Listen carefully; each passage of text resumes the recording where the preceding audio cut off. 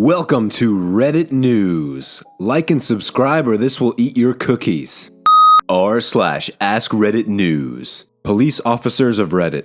What are you thinking when you see cases like George Floyd? For all of the police officers here, what would the charges be if one of the bystanders pulled the police officer off of the poor guy? Wow, thanks for gold. Assault on a police officer, obstruction of justice, and probably resisting arrest, depending on state laws of course. That gets tossed in as an easy one to charge, but usually gets pled off in court. I fear that if someone had intervened, that version of the story never would have received publicity. Death is a much more weighty headline. It's hard to intervene when there's no visible precedent of it being effective, and there's a strong precedent of reactive brutality. I wish we had positive stories available on the news in which de-escalation worked, but in a similar way to flattening the curve, it's so much harder to count saved lives than lost ones. Also, what would happen to a cop if they intervened or pushed the cop off of him? They would never work as a cop again. That is really sad commentary on our police. Cop here, disgusted. There are 1,000 reasons why this shouldn't have happened. Simple, easy steps that should have been taken. Lessons that policing has learned over the past 200 years and basic things taught in every academy. Make no mistake, this was murder. Maybe not premeditated murder, but nonetheless murder. I will be angry if those offers do not get indicted. I was a cop in the military. In the police academy, this was one of the things they taught us not to do, as it could crush the windpipe. The only time I was ever taught to use chokes and neck holds was in combat training for deployments. But when we got back, we always had to attend retraining classes to relearn what we can do stateside. It's amazing that time and time again you see military saying this is exactly not what to do, but for some reason, the civilian trainers seem to forget to teach the same. Would I rather be a POW to an American soldier versus an American cop? I'll take soldier every time. You know what's sad is I've been told police agencies don't want to hire MPs because they're harder to retrain. Yet time and time again we prove them wrong by being better trained in humanitarianism. Well, clearly they're right. MPs are harder to retrain, in their way. I was an MP and tried to become a civilian cop when I got out, but you gotta drink the Kool-Aid to be a cop in the 21st century. I got value out of my time as an MP, but I never got on board with the law enforcement subculture that has taken over the job. My brother and my best friend are police, and their whole identity is being a cop, from how they dress and what they watch and how they lean politically. I'm curious because I don't know anything about it. What's the subculture, and how does it work to keep out people that don't embrace it? Thin blue line is the core of the subculture. It's basically that all cops will stand together because no one else will stand with them. And if you don't agree, then you're not a real cop and not part of the thin blue line. Like the above said, it guides all facets of identity, politics, and general socialization. You socialize with cops and cop families, and because they're part of the thin blue line, and it just becomes an echo chamber. When you don't echo what's in the echo chamber, you get cast aside. No promotions, your reviews are never favorable, the whole experience is just walking uphill barefoot in the snow without a paddle. My dad did it for 25 years because he was really passionate about making a difference in the community, and he found his niche and became so good at it he couldn't be fired. But he had stacks of bad reviews and plenty of promotions he got passed over for. He was a beat cop till he retired. He considered himself part of the TBL, but he wasn't really. Especially not the same way that these new cops are in the 21st century. I'm taking criminal justice classes and many of them are taught by cops, ex-cops, and police chiefs. Some of the police chiefs in particular have warned about this police culture and said they take active steps to avoid it and try to get away from the thin blue line idea. They're stand-up guys who encourage their officers to come forward when they see something shady and even punish those who don't come forward when they know something's dirty. One of them repeatedly advised us to, if we became police, make sure we socialize with people outside of work, keep up hobbies, etc. Because people do get sucked in and stuck. So it seems like some departments are catching on and improving, even if it's slow.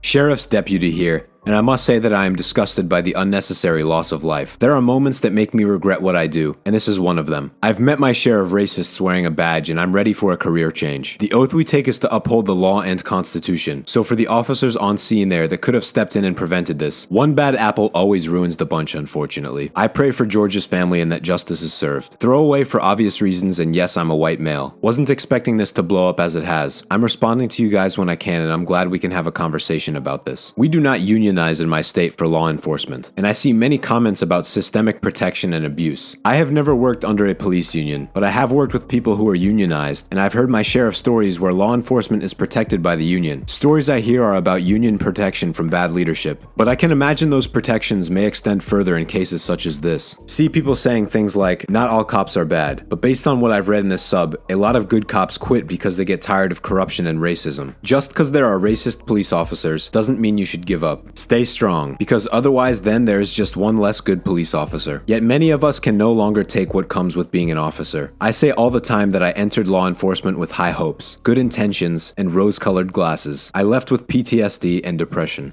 A son of a former police officer, my dad worked really hard to be an honest cop. His department was full of racists. They didn't like him because he was a decent cop. They couldn't do anything wrong in front of him. We saw the news together and I saw him wipe a tear, but tried really hard to hide it. I know he's sad and I don't want to push him to talk about it, but we both know things like this is always going to happen, and that is a really sad fact. I can't possibly understand why a human being would do something like this. My grandfather was an NYPD beat cop, passed over for promotions and refused to have a partner when he could. Said it was because he found out that most other cops couldn't be trusted. He was on the force for nearly 35 years, from the time he got out of World War II to the early 90s. I've got a lot of family history with the NYPD and the FDNY. I had 4 cousins in the NYPD. All of them quit after saying cops are just too untrustworthy to be around. 3 of them joined up the FDNY instead. Now I got 9 cousins and 4 uncles on the FDNY, or formerly. I had a great uncle who had been a police officer. Told me once that in 20 years, he only had to pull his pistol out of its holster one time on duty, and that was enough to take care of things. These days, a lot of officers seem to think that whipping the guns out is step 1 for all situations. I work for a US federal bureau, but I am not a local police officer. All 4 cops need to go to jail. Derek Chauvin, the cop with the knee on George's neck, should have gone to jail long ago. The guy apparently has a history of doing this. This is his 3rd time in 15 years. Black people need to keep fighting, and white, Asian, Latino people need to support them. Justice for cases like this won't come easy, and it won't come soon. But if they keep fighting, I truly believe that one day, eventually, it will come. He's killed 3 people in 15 years? In 2006, Derek Chauvin and 5 other police officers fatally shot a man named Wayne Reyes, who was fleeing police pursuit. In 2008, Derek Chauvin shot an unarmed man named Ira Latrell Tolles, retired. It disgusts me, as the job is difficult enough as it is. Working mostly in sensitive neighborhoods, brutality like this makes it far more difficult. How difficult was it for you to build community trust? Did you have to continuously fight against atrocities such as the recent cases? Or was your community more sheltered from those issues? I worked in a place where the population was about 75% black. As a white cop, I very quickly learned a lot about being respectful and how to be tactful. Humor goes a long way, and it's very important not to give off any sign of being fearful. They can sense it. You get used to shouts of abuse as you drive by, and guys on the corner will try to provoke you by openly drinking beer. Is it illegal? Yes, but you learn to pick your battles. If you do ever need to stop someone and question them, you know that if you take too long, you will suddenly find yourself surrounded by an angry crowd who have no idea what you're asking. People in these areas are almost always reluctant to be even seen conversing with a cop out of fear of being seen as a snitch. It is true that if you do need to make an arrest, there will almost always be some level of resistance, which makes things very difficult, as once you have made the commitment to make the arrest, you've got to go through with it. I am not in any way making excuses for the cops in this particular video, but it isn't easy. However, the cop with his knee on the poor guy appears to be of the alpha male type of cop.